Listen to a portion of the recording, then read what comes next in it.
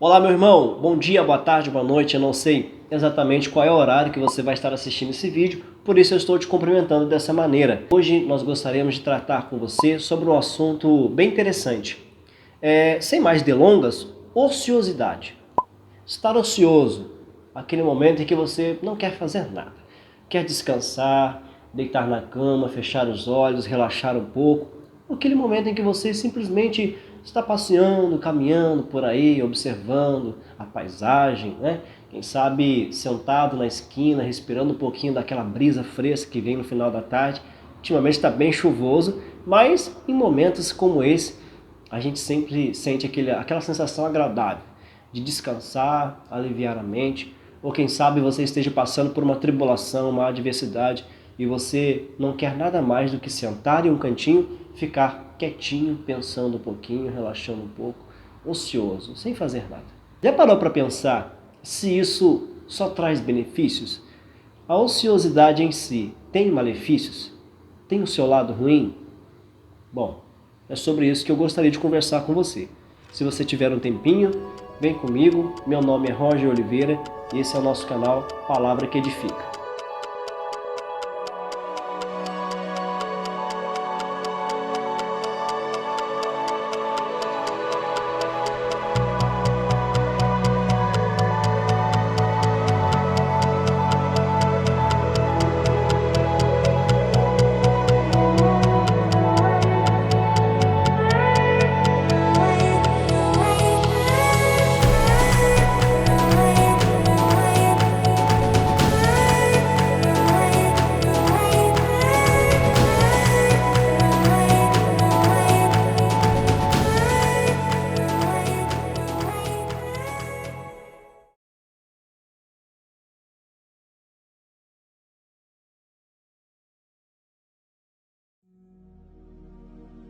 Muito bem. E aí? E o problema da ociosidade? E aí? A ociosidade traz riscos ou não?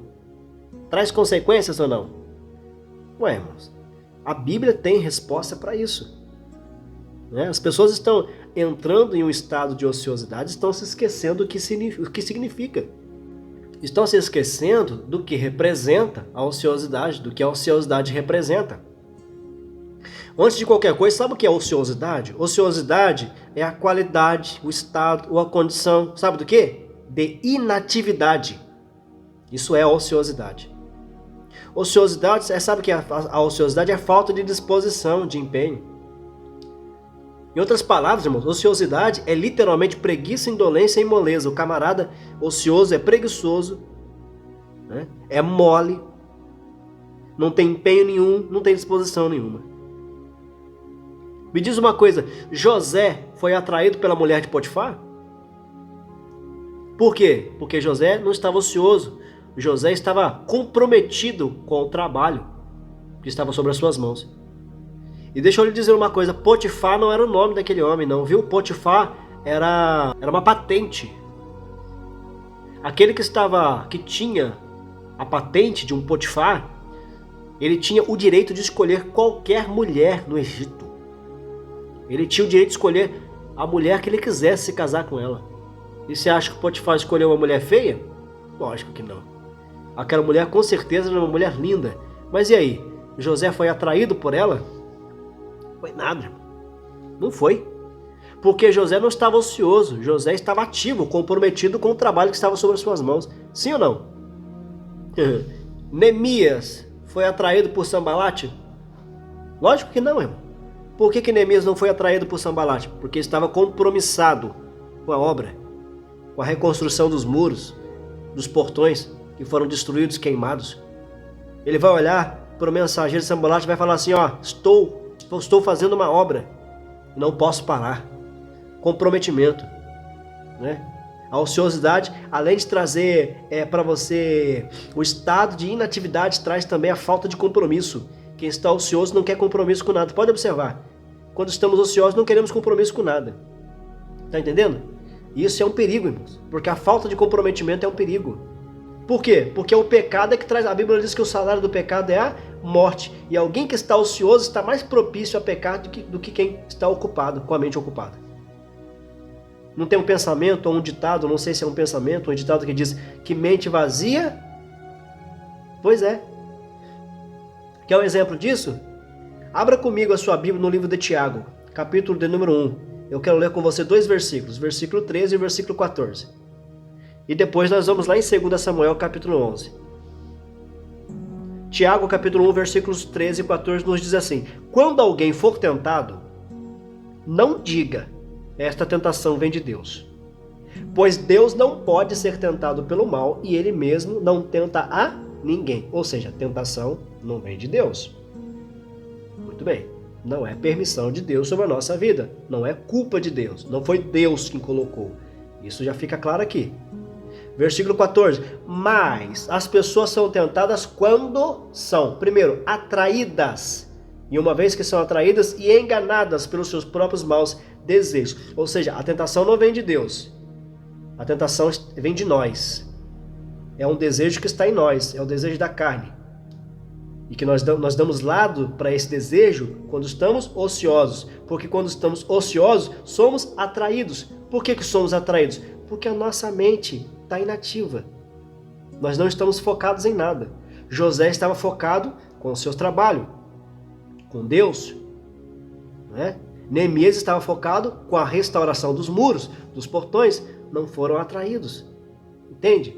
Daniel não foi atraído pelo banquete do rei. Era o banquete da mesa do rei. Eles estavam comendo o que o rei comia, bebendo o que o rei bebia. Daniel olhou e falou assim: não, eu não quero me contaminar com isso não. Por quê? Comprometimento com Deus. Independente de onde ele não estava na sua terra. Ele não estava mais no meio do seu povo, digamos assim. Ele estava em terra estranha, cativo. Mas ele, não, eu não vou me contaminar porque eu tenho comprometimento. A Bíblia vai dizer assim, ó, que o comprometimento de Daniel foi tão grande que ninguém falou para Daniel não se contaminar. A Bíblia vai dizer assim: e Daniel assentou no seu coração, sentiu no seu coração, determinou no seu coração não se contaminar. Ninguém falou para Daniel: não se contamine. Sadraque não falou, Mesaque não falou, Abdinego não falou, o eunuco, pelo contrário, que estava a serviço do rei, não falou para Daniel. Daniel sentiu de não se contaminar, ele não quis se contaminar. E você vai observar que no final daquele tempo, onde o rei iria observar os jovens para ver como eles estavam, Daniel estava muito mais formoso, muito mais bonito do que todos aqueles que comeram do manjar do rei. Por quê? Porque Daniel estava comprometido com as coisas de Deus. A ociosidade traz a falta de compromisso. Isso é complicado. Tá? No capítulo 14, na verdade, no versículo 14 do capítulo 1 de Tiago, está dizendo aí, ó, que nós entramos em tentação, né? Nós somos atraídos e enganados pelos nossos próprios maus desejos. E um dos motivos pelos quais somos atraídos é porque estamos distraídos. Porque isso também é algo que vem como consequência da ociosidade. Quem está ocioso está distraído. Tá? Não tem a sua atenção focada em nada. E uma vez que nós não temos a nossa atenção focada em nada, somos alvos fáceis da seta contrária, dos dardos inflamados do diabo. Somos atraídos pela tentação. E uma vez que somos atraídos, no versículo 14 de Tiago 1 está dizendo que nós somos enganados. Uma vez que você é atraído, você é enganado pelos seus próprios maus desejos. Para finalizarmos aqui um exemplo muito, muito claro disso, 2 Samuel, que é a segunda leitura que nós pedimos aos irmãos que deixassem já prontos para nós lermos. 2 Samuel capítulo 11, versículos 1 e 2. Você vai observar que já fazia um ano que Israel estava em guerra. Os sírios já tinham caído. Os amonitas já estavam perdendo a guerra. Se você observar no capítulo 10 de 2 Samuel, do versículo 13 até o versículo 19, você vai ver que estava tudo sob controle. Israel estava ganhando a batalha e Davi estava em campo. Só que agora em 2 Samuel capítulo 11, versículo 1 e 2, Davi vai olhar para Joabe e vai falar: está tudo sob controle, faz o seguinte, assume a liderança de Israel. Davi abriu mão da responsabilidade. Volta lá atrás, José não foi pego por quê? Estava comprometido com as suas responsabilidades. Né? Neemias estava comprometido com a sua responsabilidade. Daniel estava comprometido com a sua responsabilidade para com Deus.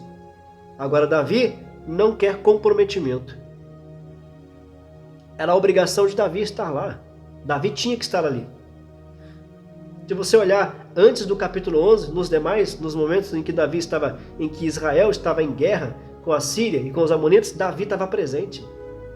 Davi estava dando coordenadas, comprometimento. Agora Davi olha e vê, está tudo sob controle. no capítulo 11 de 2 Samuel, Davi olha e fala assim: Joabe, tá contigo. Estou passando a bola para tua mão. Assume o compromisso você. Vai que é tua. E você, Davi? Vou ficar em Jerusalém. Está dizendo lá no versículo 2 ainda, se não me falha a memória. Porém, Davi ficou em Jerusalém. Todo porém vem seguido de alguma coisa ruim. Davi não deveria ter ficado em Jerusalém. Davi deveria ter ido para o campo de batalha, cumprir com a sua obrigação. Não, Davi quer ficar ocioso. E a ociosidade de Davi é tão clara, tão nítida, que segundo a Bíblia vai dizer que Davi acordou na parte da tarde, segundo os estudos teológicos, entre 2 e 3 horas da tarde. Ou seja, enquanto Israel estava no campo, em batalha, enquanto Joabe estava cumprindo com uma obrigação que era de Davi, Davi estava fazendo o quê? Dormindo. Outra consequência da ociosidade, dormência.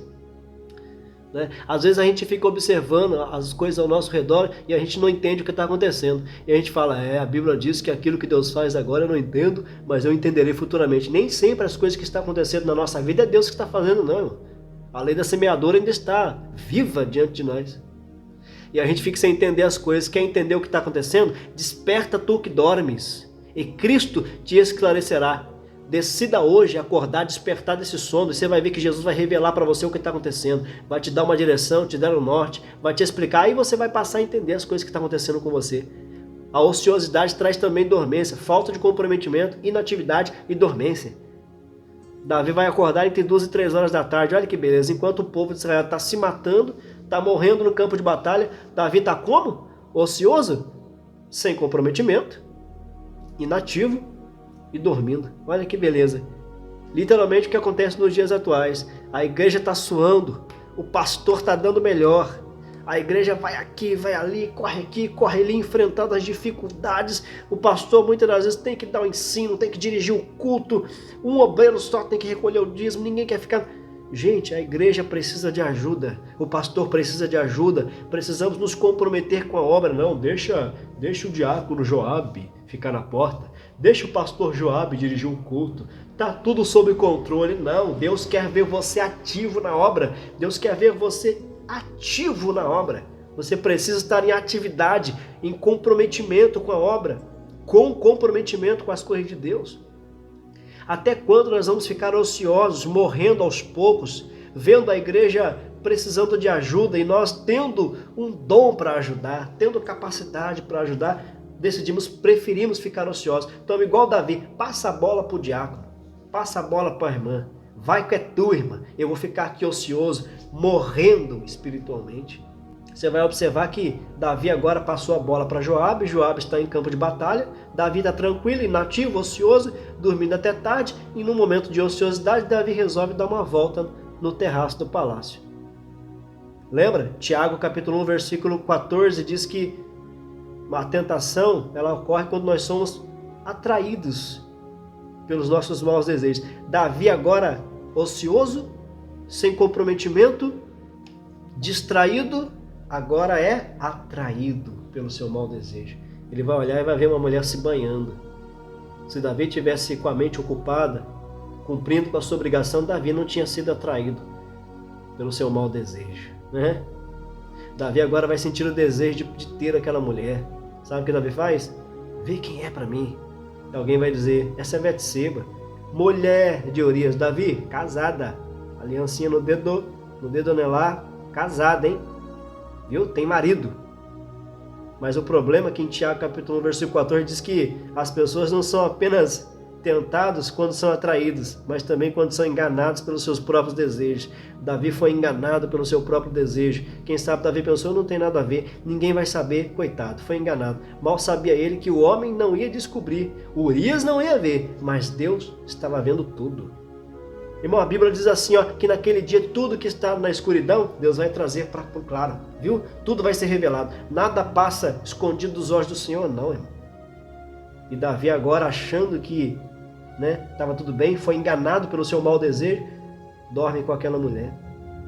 Ali acontece então a queda de Davi. Davi literalmente cai, despenca da sua posição segura. É complicado, irmão. Tudo por conta do quê? Da ociosidade. E às vezes alguém diz, não tem nada a ver ficar ocioso, ficar sem fazer nada. A gente precisa desse momento. Realmente, às vezes a gente precisa desse momento. Um momento em que você está descansando a sua mente, você está tranquilo, você não quer fazer nada, quer ficar ali só relaxando um pouco. Mas eu quero advertir você a tomar cuidado quando você entrar nesse estado de ociosidade. Precisamos tomar cuidado, vigiar e orai, para que não entreis em tentação. Irmão, temos que tomar cuidado com isso. Você pode ficar ocioso? Irmão, então eu não posso descansar? Eu não posso, em um momento de ociosidade, esfriar minha cabeça, tranquilizar a minha alma? Pode. Eu não estou dizendo, eu não vim com essa palavra dizer que você não pode ficar ocioso. Você pode ficar ocioso, mas eu vim aqui advertir você que você tem que tomar cuidado quando você adentrar nesse estado. A ociosidade vai trazer falta de comprometimento. A ociosidade vai trazer inatividade. A ociosidade vai trazer sonolência. Cuidado com isso, tá? Cuidado com isso. Não deixa isso te dominar, tá? Não vem com esse negócio de vou passar a bola para o irmão, vou passar a bola para a irmã. Olha só, deixa eu lhe dizer uma coisa. Quanto mais ocupado você puder estar na obra do Senhor, melhor vai ser para você. Sabe, uma vez um grande homem olhou para mim e falou assim, Roger, se desgaste, vale a pena muitas das vezes se desgastar na obra do Senhor. Vale a pena dedicar todo o tempo, vale a pena chorar, vale a pena insistir, vale a pena permanecer na obra do Senhor, porque tudo que se faz para Deus tem recompensa. Vale a pena dedicar todo o nosso tempo na obra. Logicamente, com sabedoria, você não vai descuidar da tua família, você não vai descuidar da tua casa, você não vai descuidar dos teus filhos, você não vai descuidar do teu marido, você não vai descuidar da tua esposa, entende? Mas você também precisa entender que você precisa estar em atividade na obra do Senhor. Você precisa entender que você precisa estar em atividade, em plena atividade, em constante atividade na obra do Senhor, para que você não venha entrar em um estado de inatividade e, como consequência disso, em um estado de dormência e abrir mão de seus compromissos com a obra. Fique com essa palavra no seu coração.